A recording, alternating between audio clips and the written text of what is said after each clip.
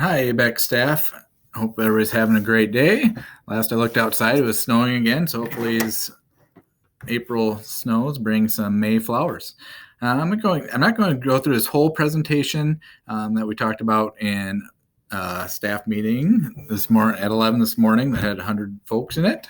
Definitely have some professional development around how to do that effectively as a facilitator. The purpose of this is really to clarify some expectations about what it means to work remotely and some structures that would help as a whole school, how we can support one another through the use of having schedules available. So this morning, I know we went through kind of in gist what we were doing and some ideas around how to either work more effectively or just questions and ideas. So that can be put in this link to Padlet, and I'll link that in the email that you can ask questions on there. I want to jump into, so I'm going to have, and I know many of you have schedules already, but we're going to make schedules to help with kind of some more consistency throughout the building and how we can support one another more effectively.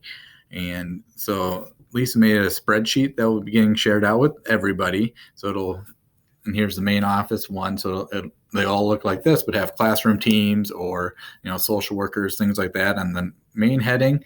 And then each day will just be laid out in chunks.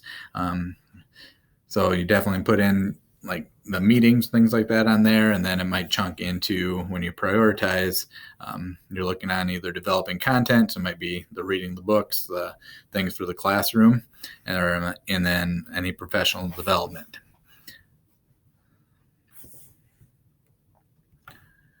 And then with that, when we clarify, so for leave expectation, work expectation, so that schedule will be kind of your expectations for work and attending meetings. If you're going to miss any meetings, you put that leave into ASAP, and so that way we know you'll be out, and kind of those general leave expectations like you'd have if students are in the building, but now it's just what does that look like remotely.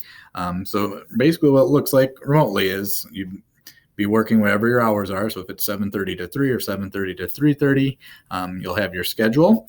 And I always get that question like, what about kids and interruptions? And so the way I approach that, the way I think about that is we're all in crisis mode. There's things in life where there's kids at home, demands when we're in the stay-at-home order. There's going to be that. And I think of those as more as significant disruptions, but working on following that schedule throughout the day. So there's always going to be that, just like when we're at school, there's sometimes different little disruptions, but trying to follow the schedule as much as possible is the key. And when you're not able to do that is when you give notice and put in that leave. Part of that schedule for professional development, the first link there is Professional Development Hub. There's 3 classes super ready to go at the top and other classes coming. There's also some opportunities we can do at the building level that we're working on. If you have any interest in that, there's some things put together that would be more just back end logistics, and that's done. Go to this other system, and then some content things as well.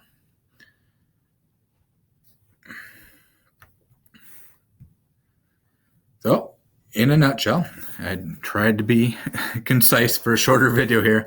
In a nutshell, ask questions and reach out for support. Structure your schedule so you have time between meetings. That's one thing I still haven't learned some, but going back to back can be challenging. Like I said, within your schedule, you realize there's going to be multiple demands on your time, but staying in communication is key. All right. Again, please reach out with any questions or use that Padlet, and we will get them answered. Hope everybody has a great day.